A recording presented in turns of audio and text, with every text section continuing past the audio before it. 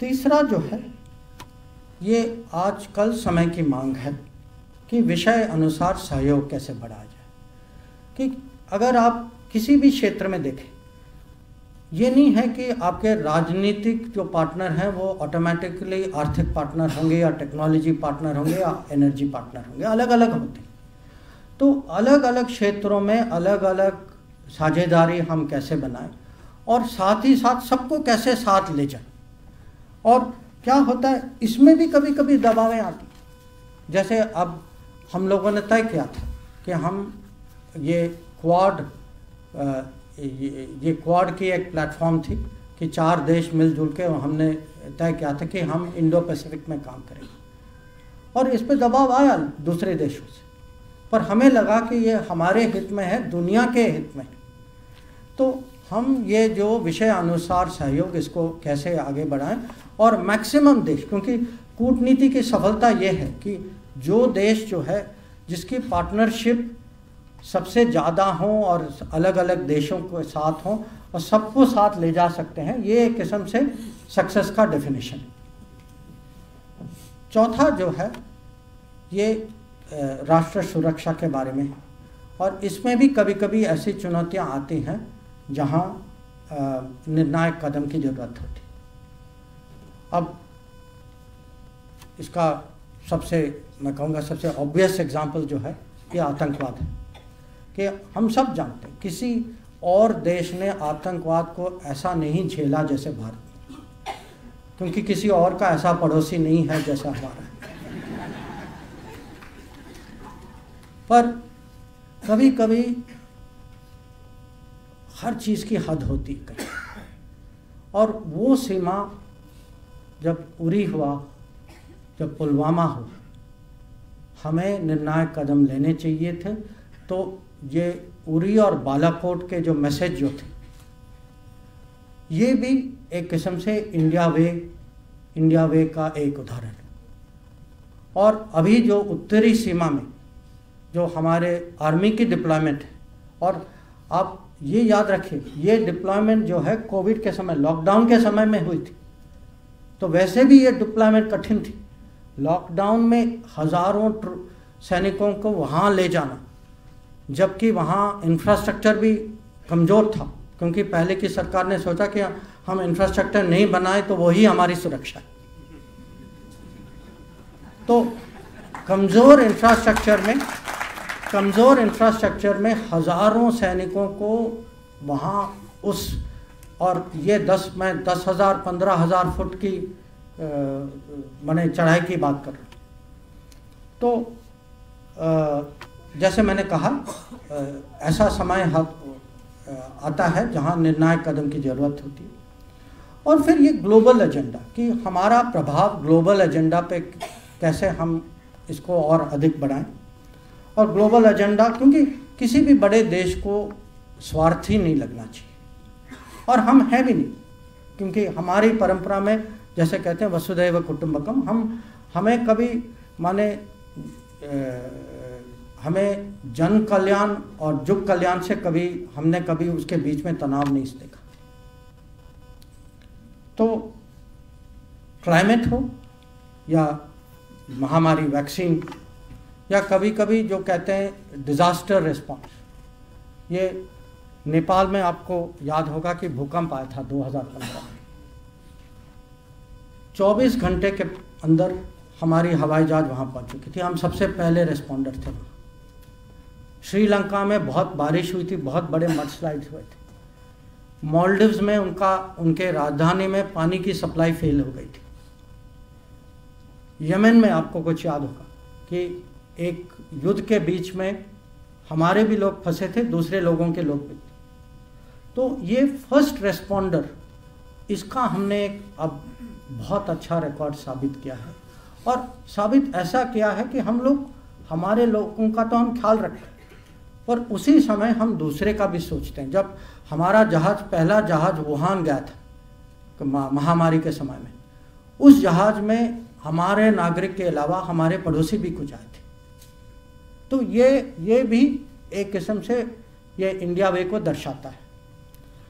और जो छठवां जो पहलू जो है ये हमारे नागरिकों के बारे में है, हमारे भारतीय मूल के समुदाय जो देश के बाहर जो रहती है, कि कोई भी देश, अगर हम कहते हैं कि rise of India leading power, जब तक हम अपने लोगों का ख्याल नहीं रखते, ये दुनिया यकीन नहीं करती कि आप में वो दम है।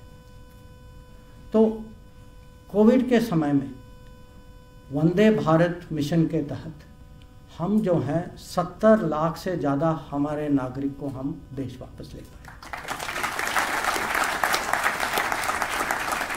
यूक्रेन के युद्ध के बीच में हमारे जो करीब 20,000 विद्यार्थी जो फंसे थे, उनको लड़ाई के बीच में और 2 शहरों में युद्ध विराम करवा के हम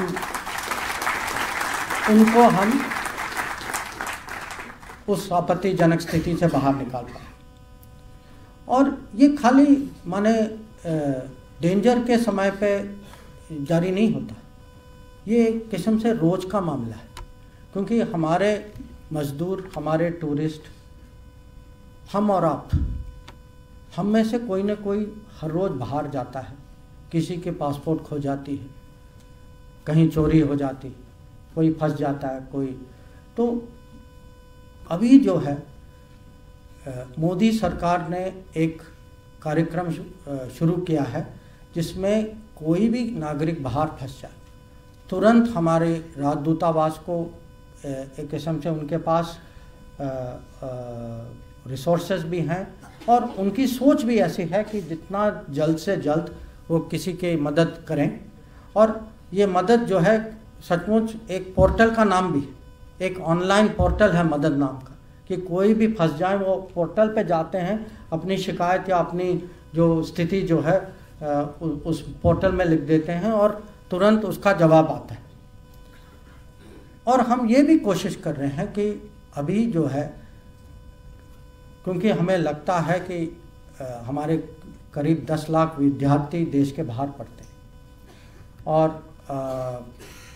खाड़ी में ही करीब 70 लाख हमारे लोग काम करते हैं, तो आप संख्या देखिए।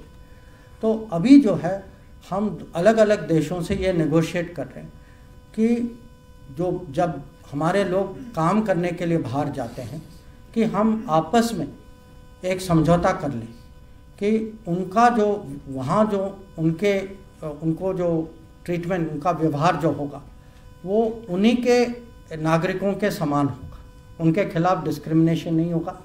जो हमारे विद्यार्थी जो जाते हैं उनके लिए काम करने का मौका मिलेगा।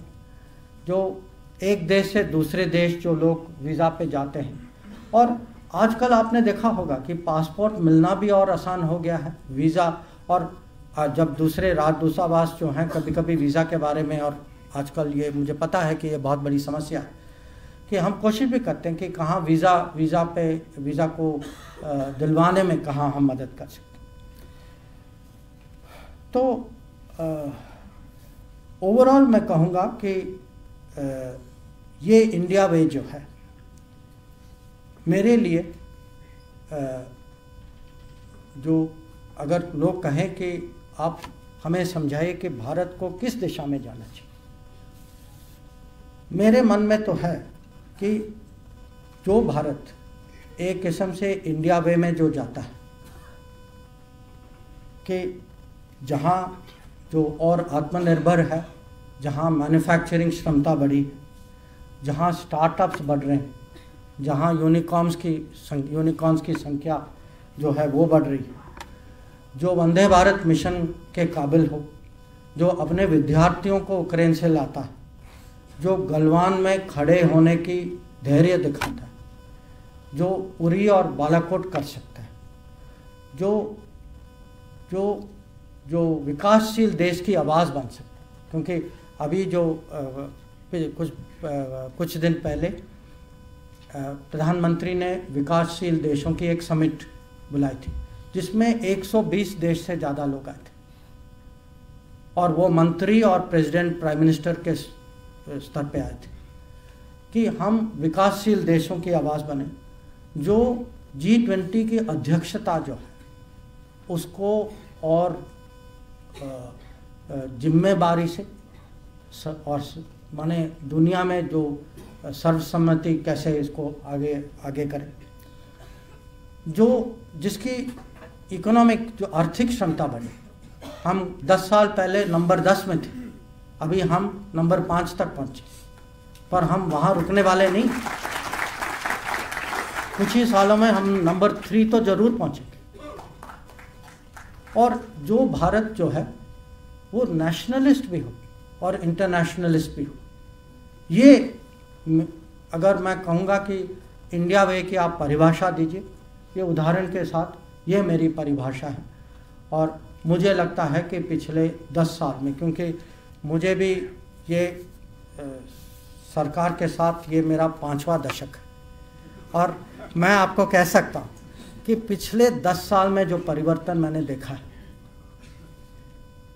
इसका माने कोई जवाब नहीं है। और मैं सचमुच ये पॉलिटिकल स्टेटमेंट नहीं, ये एक अनुभवी आदमी का स्टेटमेंट है जो कहता है कि मैं खुद मुझे अपने जो 1970s, 80s, 90s की याद आती, और आज जो मैं चेंज देख रहा हूँ, ये हर महीने, हर हफ्ते, हर कैबिनेट मीटिंग में जो चेंज होती, ये एक किस्म से क्रांतिकारी। और मुझे पूरा विश्वास है कि इंडिया वे जो है हमारे लिए, अगर हम उसी मार्ग में जाते जाए कि हम बिल्कुल जो हमारा लक्ष्य है कि दुनिया में लीडिंग पावर बनना है, कि हम ज़रूर वहाँ पहुँचेंगे। तो मैं समाप्त करता हूँ। पर मेरे पास एक शीट और है जो मैंने जानबूझ के अभी प्रयोग नहीं किया, वो महाभारत के बारे में। और मैंने सोचा कि कहीं ना कहीं प्रश्न उत्तर में बात उठेगी, तो जब अगर वो अवसर होगा तो मैं उस पर कुछ टिप्पणी करना चाहूँगा। Thank you.